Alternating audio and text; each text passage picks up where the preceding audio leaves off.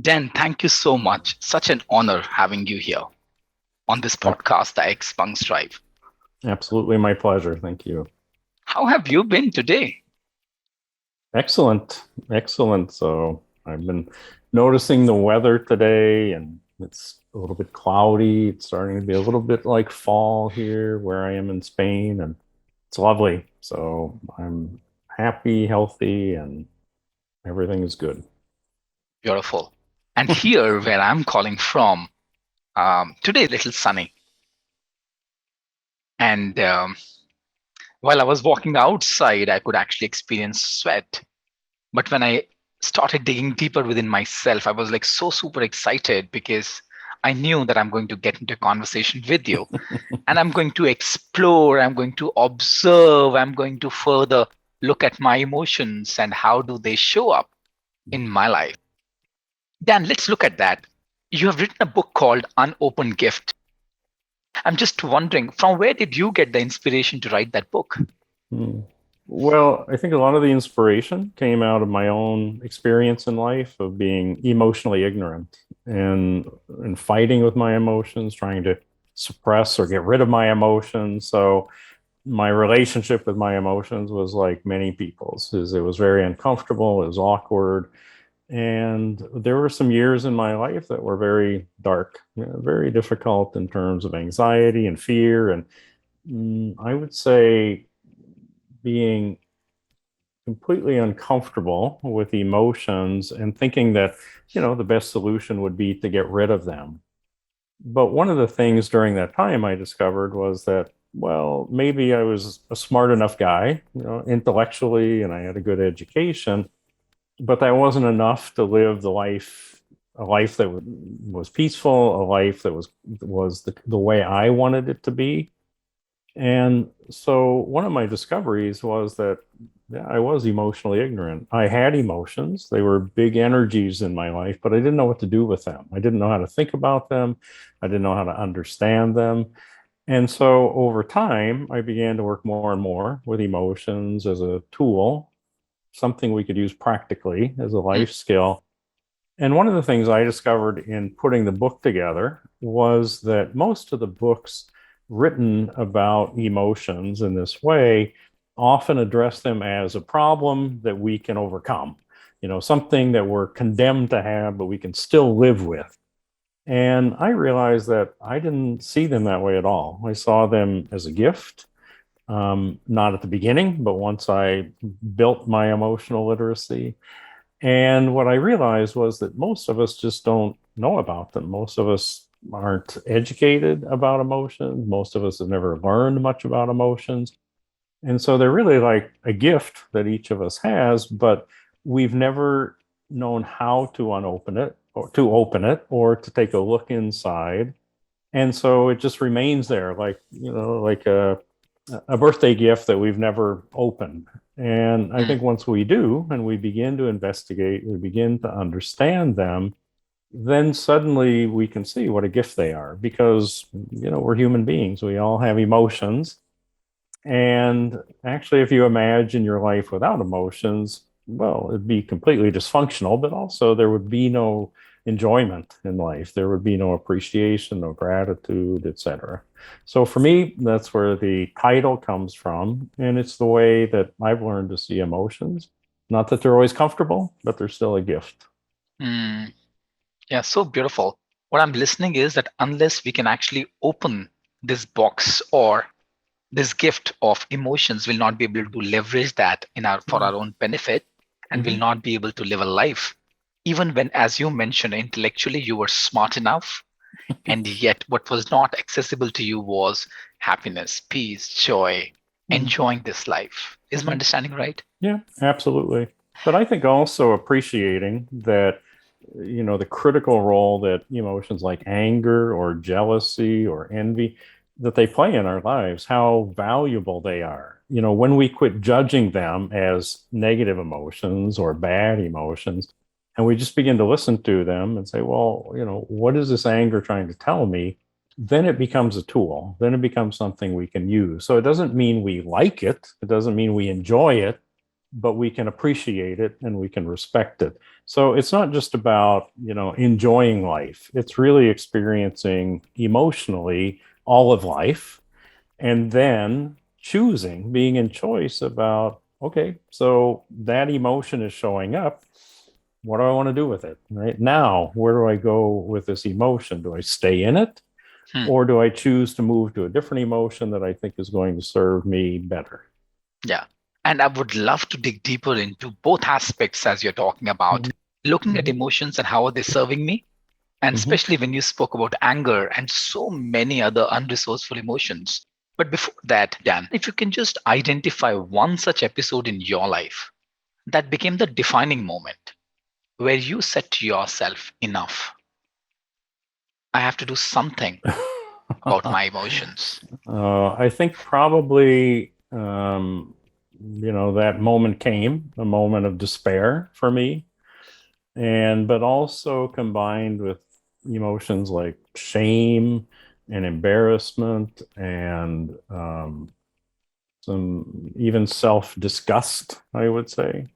So it came, at a time in my life where I professed to certain values, but I wasn't living them. So in essence, I was breaking my own rules for life or my own values, my own standards. And so there was a moment of crisis around that. And I didn't know where to turn. I wanted to run away because everything felt so horrible. But I think for me, it was the moment when I finally realized that, yeah, something has to change, or, you know, life is not going to continue. So I think that many people have that, and it can be connected with, their work. It can be connected with relationships, can be connected with drugs, or, many, many things can bring us to that point. But I think that was the point for me, the low point where I realized that, life, I couldn't continue living the way I was living. It was too painful, and I was causing too much pain to other people around me and damaging relationships. And I think, plainly, I was hurting people, not just me. And so it just finally got intense enough that I decided, okay, I'm going to stop everything here. I'm going to look for help. And so at first, I entered a program um, that was psychologically based. But pretty quickly, I began to see that, well, this really wasn't about just understanding emotions intellectually. This is about spending time with my emotions. So one of the ways I did that, which sounds so rudimentary, but I literally practiced sitting on my hands so that I couldn't move, I couldn't go anywhere. And I would feel these enormous emotions like many of us do, but because they always drove me to do something, to run away or suppress them, or to act in ways that weren't in alignment with me, Hmm. by sitting with them, one of the things I learned was that they weren't going to hurt me. It wasn't going to kill me, even though they felt horrible. And that little by little, there was something to be learned by Hmm. just being with my emotions or allowing them to be with me, by experiencing them. I didn't have to do anything with them. Hmm. Simply experiencing them and getting curious about them was really all I needed to do in order to begin to understand them. Just watching them, right? Just observing what they are Mm-hmm. doing to me, what they are doing to my body, Mm-hmm. how are they showing up.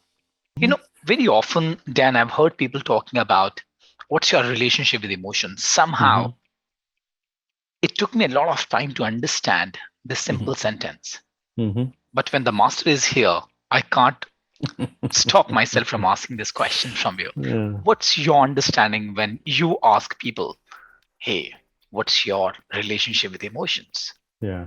Well, on one level, it's what do you think they are, right? How do you think about them? Do you think about them? Do you reflect on them? So on one level, it's really an intellectual question. What do you think about emotions? What do you believe they are? Hmm. But on another level, it's really already a question about emotions because, some people are scared of their emotions. I would say, well, that's a relationship you have with emotions, is that you're fearful of them. You believe they're dangerous in some way. Other people, appreciate emotions. Other people respect emotions. But then there's other levels, like, do you listen to them? Yeah. So I think it's, how do you interact with your emotions?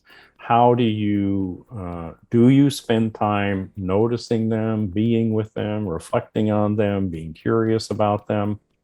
And I would say, it's similar to, well, we all have a relationship with food, meaning, do we eat a lot? What do we eat? When do we eat? We have our own rhythm with food. There are things that taste good to us, there are things that don't.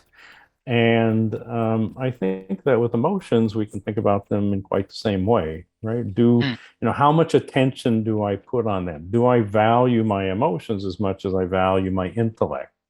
mm. Do I recognize the connection between the sensations, the feelings I have in my body? Can I put a name to that? So it's anything about the way we understand, notice, recognize, or interact with our emotions, I would say, is our relationship with our emotions. Yeah. Thank you. Mm-hmm. What I'm listening is then one is the relationship, as you mentioned, at the intellect level. How do I look at them? How Mm-hmm. do I perceive them? What's my relationship in terms of, am I welcoming or there's some kind of aversion? Do I resist them? Am Mm-hmm. I willing to explore them? Am I open to look at what's happening to me and to Mm-hmm. check how are they showing up the way I interact with others or the way I interact with myself? You know, Mm-hmm. then in my limited experience, both men and women respond to different emotions differently. Well, I think that we do, certainly culturally, or because of gender and things that we've learned. Yeah. Hmm. So, what I would hold from my experience working with both men and women in every part of the world is that every human being has emotions. And every human being, I believe, has access to the same range of emotions. But that's at the fundamental human level. And then if you go maybe up one level from that, what you begin to see is the influence of culture, of family, Mm, of experiences. And above that, there's a kind of individual level. So, what I notice is that, well, many men have been taught that, emotions are bad, right? They're not useful, that they get in the way, they make you look weak, etc. So we've been taught in many ways to avoid emotions, to distrust emotions, to devalue emotions. On the other hand, many women, because I think partly because of their biology, is that many women have easier access to at least certain emotions, and many have been told they're too emotional, yeah, which I mm, find really fascinating from two perspectives. One is, who's saying that, right? And is it because the person saying that is uncomfortable with emotions in general? So, of course, you're too emotional. But the other thing is just the general concept. Think about it. If someone has perfect pitch, right? So they can hear a musical tone and they can say, this is exactly what it is. Would we say about that person that they hear too well? No, we would never say that. We would say, wow, what a gift. What an amazing gift. Yeah. But it's mm, true with hearing, someone who mixes perfumes, right? We would never say they smell too well. Their sense of smell is too good. No, mm, we would say, wow, what a gift that person has that I don't. So I think this ability to connect with emotions, sometimes it gets criticized, but it often gets criticized by people who are uncomfortable with emotions or afraid of emotions in some way. mm, So for me, what I find useful is to, step back to, well, emotions exist. We are human beings. And mm, all cultures throughout history have looked for a way to understand emotions that made sense to them. mm. Yeah. Our interpretation of emotions as human beings has been changing always, right? Just like our interpretation of medicine, our interpretation of Or, science, our interpretation of everything yeah, or for that has matter, anything. it has evolved. Yeah. And Mm, so now we live in what I would call a psychological interpretation of emotions, which means if we want to have a serious conversation about emotions, It needs to be under the umbrella of psychology or therapy in some way. Hmm. The problem I have with that is it doesn't give us a tool to work with on a daily basis because we all have emotions. It would be like saying only mathematicians can use addition and subtraction. Yeah, Yeah, no, of course, we all use that to some degree. So, are there things that only therapists could understand or work with in terms of emotions? Sure, absolutely, because there's an expertise there. But we, all of us, ordinary people, we need a way to work with emotions on a very practical level, which is why what I focus on is emotional literacy, the very basics, understanding how to notice, name, and navigate emotions because it's something every single one of us needs every day. makes sense. So, Dan, I'm just curious, how do you define emotions? And Yeah. what do you think? Where do they come from? Well, those are wonderful questions, and they're questions I always thought would be easy to answer. But if you begin to even Google, okay, what is an emotion? You'll get definitions like it's an affective state. Hmm. Okay, so it affects us in some way. We feel something. Well, I'm not going to argue with that, but it doesn't give us much to work with. Yeah. What do we do with that? So the way I understand emotions is to go to the root in Latin, which is that moves us, or the energy that moves us. So I think we can all notice our emotions. If you say, well, when we ask people, how do you feel? What we're asking them is, what are the sensations in your body? But also, what's the energy that's moving you? What's the energy that you're experiencing? Hmm. What's your impulse? What do you feel like doing?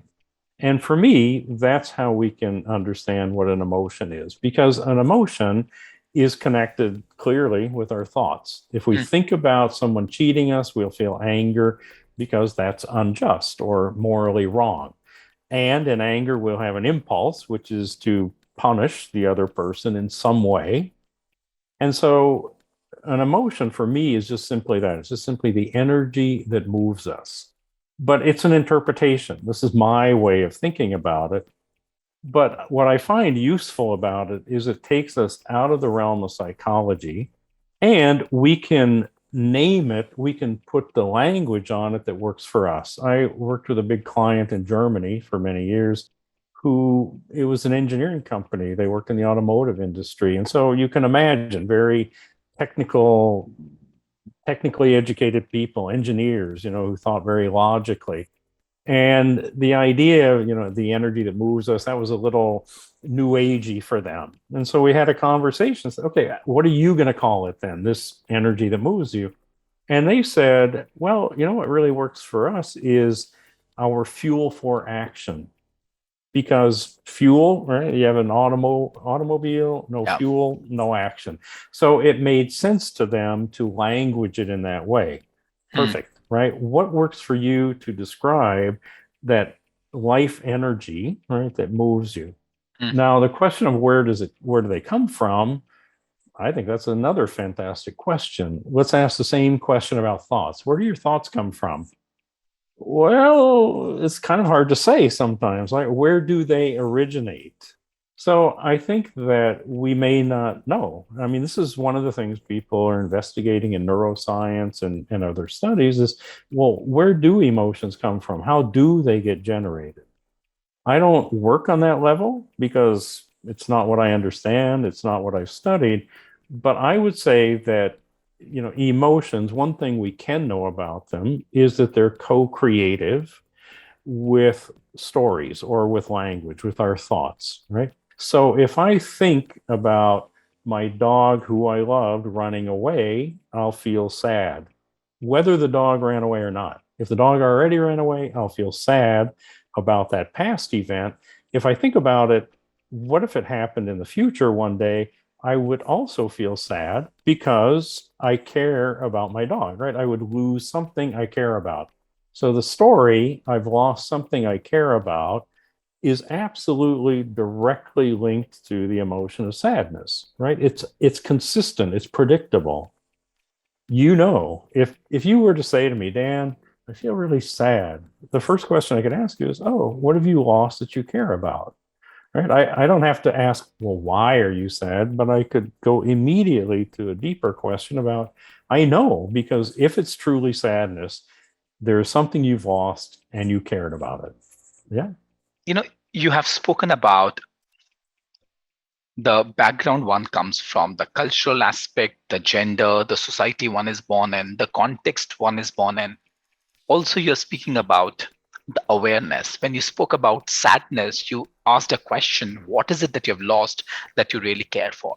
At the same time, Dan, I believe that not most of us are blessed to have this kind of awareness. Now, here's my question: why is it that most of us or few of us are either not aware of our emotions or and are not able to manage them in a way that serve us?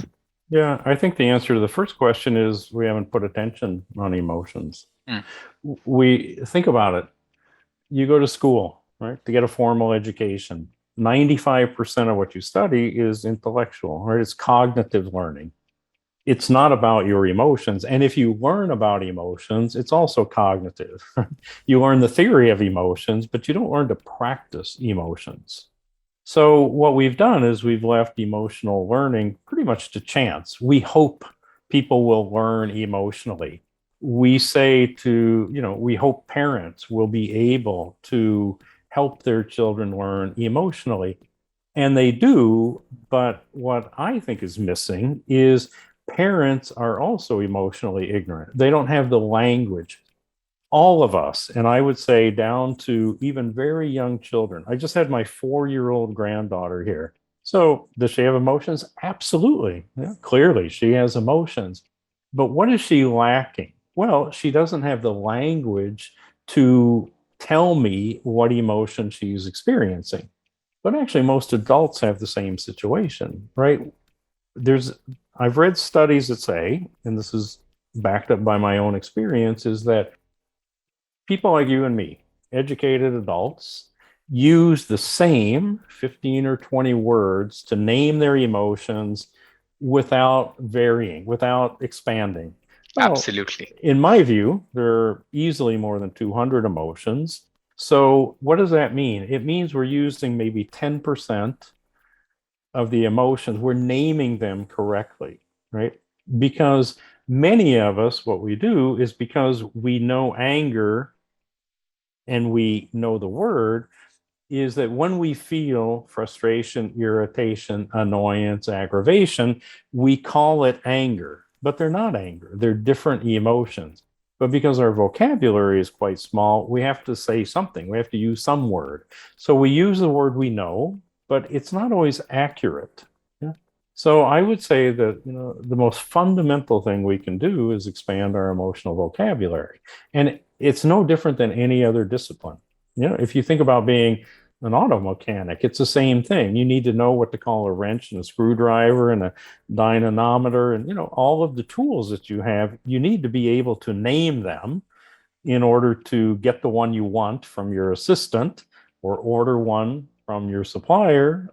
Yeah. So the beginning place is always, how do we name this? And are we naming it accurately? And I think with emotions, it's the same way, is that we all have emotional wisdom, but what we're lacking is the ability to articulate what's happening for us. In fact, then you work with leaders, you work with coaches, you work with parents to Mhm. help them develop emotional vocabulary. Uh-huh. What are those a couple of ways that could help people develop their emotional vocabulary? Well, one of the exercises I give most people I work with that I'm teaching is to have a practice of stopping several times a day, checking in, noticing what are you feeling, and putting a name on it. Just simply naming the emotion you're in at that moment. So you can do it by setting the alarm on your phone randomly, or you could put post-it notes up around your house, or there's many ways you could remind yourself to do this, but that pausing to notice is always the first step, right? Do I notice what I'm experiencing and what I'm thinking? And the second thing is trying to name it. Now, here's what happens is at first people will use that same limited vocabulary, but as they go, over time, what will happen is that they'll begin to question, when they say, I feel anxiety, well, is it really anxiety or is it apprehension? Yeah, which is it really? And then they get curious. Well, what's the difference between anxiety and apprehension? And for me, this is the most productive way because you're using your own experience. You Hmm. know what it feels like, and all you're doing is you're just trying to find the word for it. It's a little bit like if you're eating a food and you say, "Oh, what spice is that?" Right? Wait, I know that spice. Is it cinnamon? No, no, wait, I think it's nutmeg, right? Yeah. And so you get curious about what are you tasting? Yeah. And that leads you to begin to distinguish between various spices or various herbs. Yeah. Hmm. Hmm. So it's really quite similar is we need to put our attention on it. We need to try to name them, but then beyond that to question, is that really the emotion? Because Hmm. many of us have just learned to name that feeling or that experience, but it's not necessarily accurate. Yeah. Yeah. And I think this is the first thing to see, but there's ways like that. Another way is to have a list of emotions, or I have products that are cards to learn emotions, but to, for instance, every day to select one emotion to focus on. When does it show up in your life? Did it show up today? Right? What Just to begin to immerse yourself in that conversation about emotions, right? So you can become more aware. It's a little bit like a, word of the day calendar where each day you learn a new word to expand your vocabulary. Well, it's the same thing, but you're working with emotions. Yeah. So what I'm listening is, Dan, first, it's extremely important to recognize uh, and notice and put your attention to that. What emotion is that? And Mm-hmm. just play with that. Is it happiness? Is it joy? Is it Mm-hmm. pleasure? Mm-hmm. And going deeper and investigating. Is my Mm-hmm. understanding right? Only then we'll Yeah. be able to develop that relationship. Absolutely. And Yeah. I think that emotions are interesting to me because if I want to understand your emotions, the simplest way is to understand my emotions. Because when I understand them in me, when I understand what my impulse is, when I understand what's the thought connected with this emotion, when I can name it, then when I see you or I listen to you or I watch what you do, Mm. suddenly I begin to go, oh, I understand what emotion he's probably experiencing. Now, I can't see the emotion directly. I can see what you do with your body. I can listen to your words. So I'm never 100% sure, but I can get close. And when I'm close, then, if I have the relationship with you, we can have a conversation about it, right? I Is think that, that's what social intelligence is all about. That's it, yeah, being conscious and sensitive towards other is all about. yeah, lovely. Yeah. Yeah. Yeah. Two questions I have here. Mhm. What I'm listening is, and from our conversation, what I'm able to gauge and pick up is when I ask you that question, where do emotions come from? So it could be a parallel to a story or a thought that triggers a reaction Mhm. in me, and I call it emotion. And as what we are talking about is the intelligence that we have been able to develop for ourselves, Mhm. looking at and watching the emotion that I'm experiencing, investigating, and then naming it. Mhm. And similarly, I can draw a parallel between probably this is the emotion that you would be experiencing, just noticing and calibrating your body language. Is my understanding right? Mhm. Two questions. The first question is, what are the different ways that could help us develop that intelligence? The second one is, there are emotions which may not be triggered by a thought. For example, Mhm. when I wake up early in the morning, at times I'm happy, on the other days I'm irritated. So let me answer the second question first, because in addition to emotions and language being connected, of course, emotions in the body. Yeah. So if we have, let's say, a situation where we have continual pain that's consistent, well, that experience somatically is likely to produce, frustration or irritation. So we do absolutely, we have connections between body and emotions. And sometimes the connection or the sensation we're feeling is to is to help us understand what emotion is present.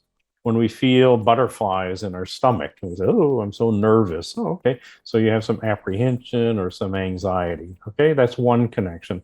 But the other one is quite interesting what you say. I wake up in the morning and I feel irritable. Yeah.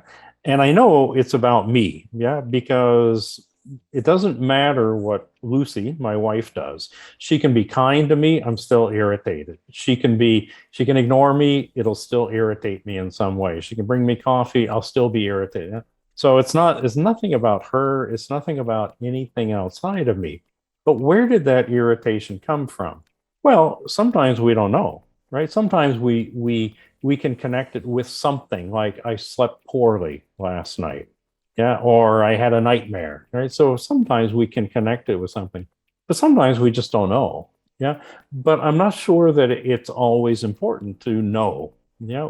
I think what's important to know is that I feel irritable and to say it, to acknowledge it. And also that gives me the opportunity to say to her, "Honey, I don't know why, but this morning I feel irritable. So don't listen to me. Don't try to fix it. Don't try to help me because I don't know. I don't know where it came from. I just feel irritable this morning. So everything is bothering me, right? Everything triggers me in some way.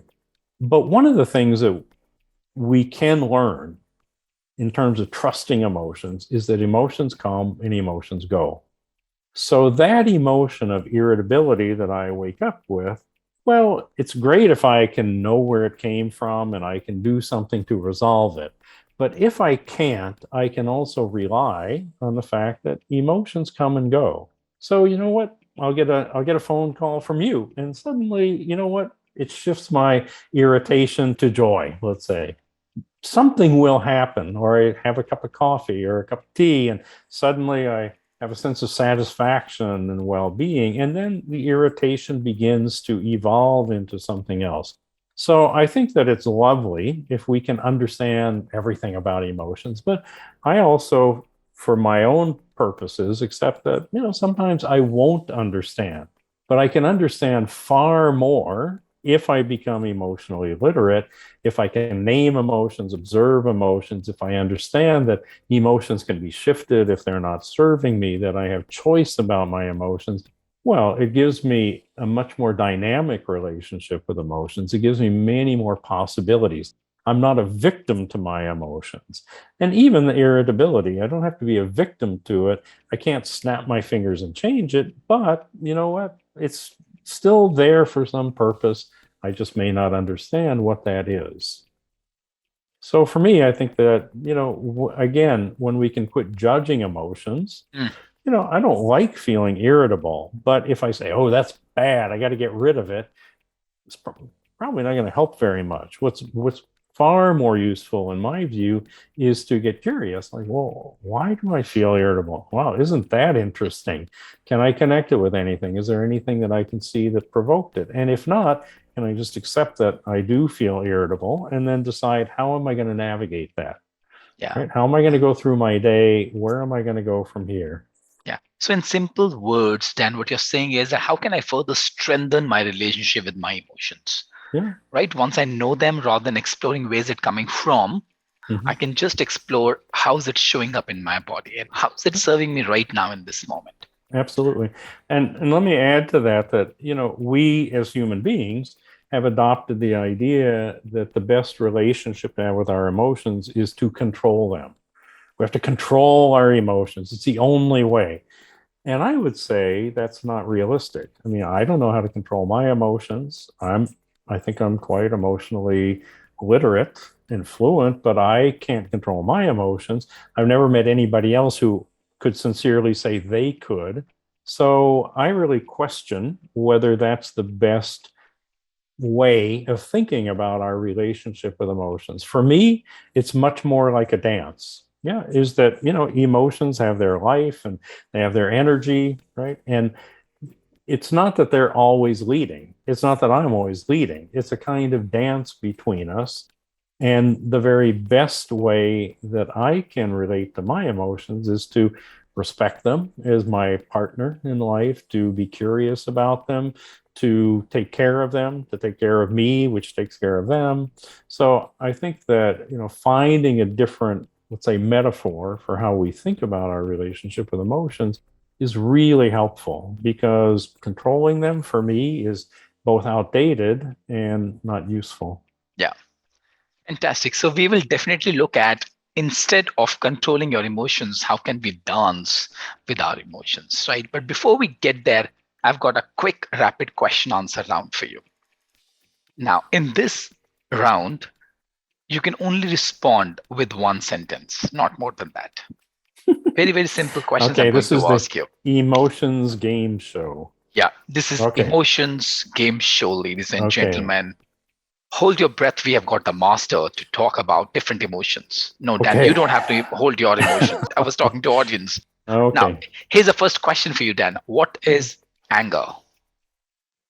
Anger is the emotion that we feel when we believe that something unjust or morally wrong has happened to us or someone we care about. What is love? Love is when we accept somebody absolutely for how they are. So acceptance is a big piece of love, without feeling any need or desire to change them. What is hatred? Hatred is the desire to distance myself as much as possible from someone or something.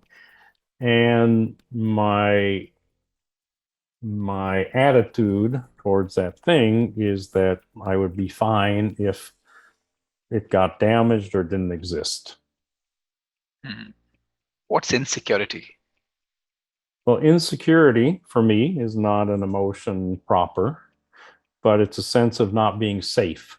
So insecurity would probably be related or could be related to emotions like timidity, anxiety, self doubt, lack of self confidence, or self trust.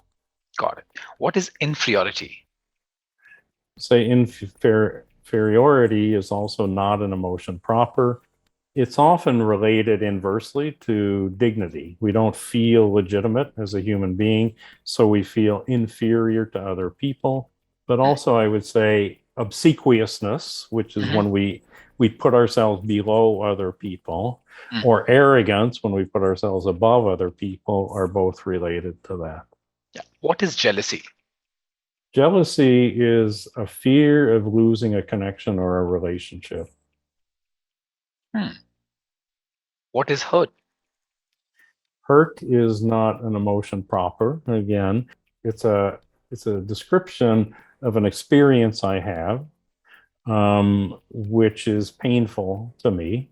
So I might feel hurt if I'm disrespected. I might feel hurt if I'm ignored. I might feel hurt if somebody mocks me, for instance. All of those might produce this experience that we call hurt.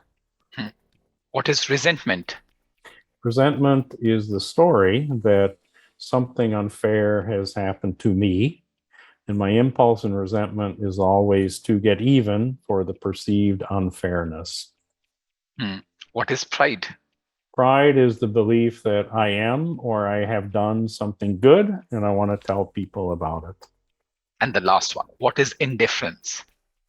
Indifference means I truly don't care. It doesn't make a difference to me. So indifference would be it doesn't matter to me what happens. It doesn't have an impact to me. So it's the inverse, I would say, of care, right? In care, it does matter, but indifference, it doesn't matter to me what happens. So thank you. We have cleared that bridge as well. So do I win something? So Dan, we're talking about the control, right? Mhm, One of the beliefs that people live with is that they need to control their mhm. emotions. And the new word that you have added to this conversation is, instead of controlling, how can I dance? Now, how can we as leaders, coaches, assist people develop a better relationship with emotions, Mhm. which, if not managed well, or if not danced well with, can be really destructive. Mm-hmm. For example, shame, self doubt, anger, hurt, grief, jealousy, resentment, resignations, to name a few. Mm-hmm. What could be Well, done? yeah, from the perspective of a leader, you're saying. Yeah. Leader, parents, friends, Uh-huh. coaches, Yeah. as an individual, as a fellow traveler in this journey Yeah. called life.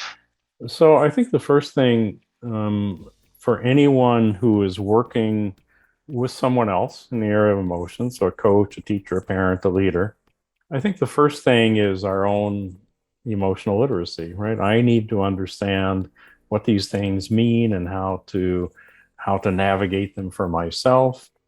But the second thing is to choose, well, what emotions in me are going to allow the conversation that supports the other person. For me, often those are emotions like compassion, meaning you're having your emotional experience. Let's say you feel resentment, but we don't know that yet because we haven't identified it. Mm, But compassion would mean, whatever emotion you're in, it's okay, right? That you're in that emotion for a reason. It happened not randomly. It happened because you have some belief or experience or thought that is connected with that emotion. So I need to choose first my emotions, right? So for me, often compassion, often service. I'm there in your service. But another one can be irreverence, right? Not to take everything quite so seriously, to bring some levity to the situation. Because what happens, our emotions and the situations in our lives are serious to us. I mean, they're our life. And so it's quite easy to bring a sense of seriousness to these conversations. But when we can just understand that, oh, okay, so you have this emotion, something's happening, but for me to bring curiosity, right, and to hold you in that. So the question would be to you, well, I notice, right, that well, you don't appear, content or happy. You appear maybe dissatisfied. So tell me a little bit about what's going on for you. So in essence, I'm already into a kind of coaching conversation. I want to understand how do you see the world? But I want to hear it not from the intellectual perspective, but the emotional perspective. What are the emotions that are shaping your view of the world? So the moment you say to me, well, it's unfair that I have to work on the weekend and, Philip doesn't. Oh, okay. Right. So legit, right? I'm going to legitimize that. Well, that's what you see. But already what I know is, well, you're probably feeling the emotion of resentment. It's unfair. Okay. So now this gives me an entry point. Yeah. So it sounds like you think that's unfair. What's unfair about that? And we can go from there. So we don't even necessarily have to name resentment, right? But I need to understand the connection between resentment and unfairness and the desire to get even for the perceived unfairness, because then I understand you. I understand what's motivating you, what's moving you, probably what the next thing you'll say or do is. But I can also support you, right? I can say, well, if there's unfairness, let's find it and let's correct it. Or I can say, well, let's have a conversation about the difference between things not being equal and things being unfair, because those are two different concepts. So it gives me tools to support you to change or accept the way you see the world. But I think that this is also true with our, with teenagers. I did a wonderful coaching with a 15-year-old, and it was just fascinating because he said, I feel fear. Oh, what's the fear? What's the fear connected with? And he named things. I'm moving to a higher level football team, and I have fear that I won't be accepted. I have fear that I won't be able to perform as well as the other boys. I have fear. Okay, so we named it, we identified it, but then the question was, what emotions do you have available to you that could help you move past the fear or quit paying attention to the fear? And it was lovely because he came up with about 10 emotions that he said, well, pride, because whether, I'm the best football player or not, I still feel good about myself, right? Satisfaction that I've made the move, it's self-compassion. He named all these wonderful emotions. And in our subsequent sessions, I said, well, how is that working for you? And he said, well, it's great because the fear shows up and now I understand what it is and I can name it. And then I just say, okay, so there's fear here, but what emotion from my list am I going to choose that's going to help me in this moment? Lovely conversation. Fantastic. And he said, I can't believe how easy it is once I learn the basics of emotions that I can do this for myself. This is a 15-year-old. Yeah. I mean, wow. If you and I had had that kind of learning when we were 15, imagine where we'd be today. Maybe the same place, but yeah, I think it would enhance our lives. I don't see any possibility otherwise. The answer to your question is I'm sure we would have led a much happier and peaceful life, and we would have dealt with our challenges in a much better manner. And also something, Dan, that you said that stayed with me is this: when you said that it's extremely important for us to understand the background which is shaping the worldview of the person. Mhm. And once we understand Absolutely. that, and your question, what are the other emotions that you have that could help you to overcome this emotion which is not Mhm. serving you anymore? So, Mhm. as this 15-year-old teacher of ours Mhm. said, pride. So, Mhm. we can actually ask the other person to put light on the other side of the worldview, Yep. which is much more brighter, and that could bring in more happiness and joy for Yeah. us. And what you just described for me is what I call emotional navigation. So it's using our emotions to navigate, to move from here to there so that they are serving us. Because, just because fear shows up doesn't mean we should hold on to it, right? Yeah. It's there to tell us something, to give us information, to alert us to something. Okay, great. But when I am alerted to it, it may not continue serving me, right? It may actually become a barrier. So then I need to think, okay, so what emotion would serve me? And this process is exactly what I would call emotional navigation. It's the belief that we have choice about our emotions. We may not control them, but we Yeah. have tremendous latitude with our emotions that most of us aren't aware of because nobody's ever shown it to us and we didn't learn it growing up. Yeah. So, what I'm listening is, um, build awareness, make a choice, and build it into your practice. Mm-hmm.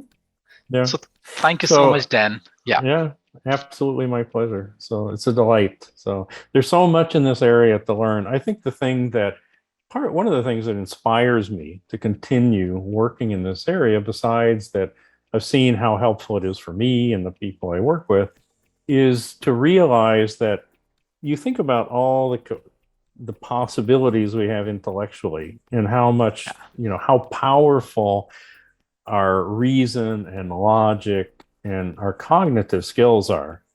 And then if you think, well, we have something equally as powerful in the emotional domain, but we've just begun to scratch the surface. We've just Yeah. begun to touch it. And the vast majority of us are emotionally illiterate. So look at the possibilities. Yeah, if we truly learn to navigate this territory, master this territory, I think it would be revolutionary. It'd be transformational for humanity. How? Well, I don't know exactly, but I can see the parallel and it gives me tremendous inspiration to continue doing what I do. Now, you're doing amazing work, Dan, and I'm sure, like me, you have impacted millions of lives. Thank you so much for walking on this path of humanity and spreading emotional literacy. Thank you so much. It was such a pleasure having you, and I Thank look you. forward to our interactions yet again.